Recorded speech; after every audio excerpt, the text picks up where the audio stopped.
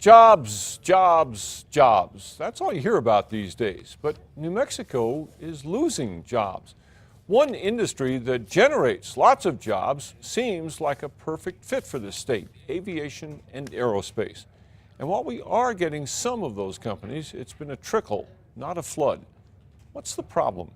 Dean Staley went on special assignment to find out. Hi, are you here for the job fair? Yes, I am. When 6 national companies announced a job fair last month in Albuquerque, nearly 500 New Mexicans showed up for just 250 jobs, all of them hungry for work. I've been out of work for about a month now, and I'm just going to try to find me a job. 37-year-old Louis Bullington is hoping to get on with Lowe's. I've been in the warehouse manufacturing work for the past 12 years, and I was laid off, so I want to try to get back into warehouse work. The man charged with putting Bullington and other New Mexicans back to work is Economic Development Secretary John Barela. And we need to diversify our economy here in New Mexico. With potential job cuts at Air Force bases, Sandia National Laboratories, and the Los Alamos National Lab, Barela is racing to grow private sector jobs. That includes cashing in on one of New Mexico's natural advantages. Aviation and aerospace industry ought to be owned by New Mexico.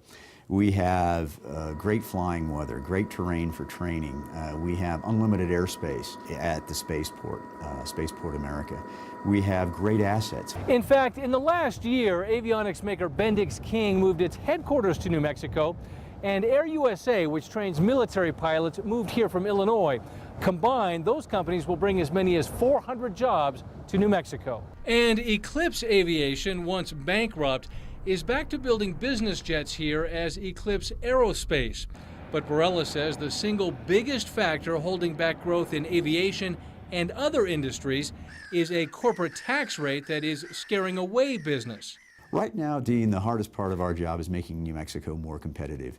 Our tax structure is not only complex, it's very high. In fact, the nonpartisan Tax Foundation, based in Washington, ranks New Mexico's business tax climate near the bottom of the 50 states.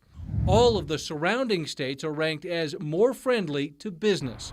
Barela is pushing a law to lower New Mexico's corporate tax rate from 7.6% to less than 5%. It's all about becoming more competitive so that we can grow that industry. I'm very, very excited about that. Barela says the tax change alone will launch a new wave of jobs here, but he'll have to overcome resistance from lawmakers like Senator Tim Keller. Well, the reality is, for a lot of companies, it stacks up just fine because we have over $1 billion worth of exemptions. Meanwhile, thousands of New Mexicans are waiting and hoping for jobs. It is difficult. There's just not too many jobs out there right now. On special assignment, Dean Staley, KRQE, News 13. On the plus side, both houses of the legislature have now passed the bill that could be a big boost for the spaceport, the measure that protects spacecraft makers and parts suppliers from most liability lawsuits.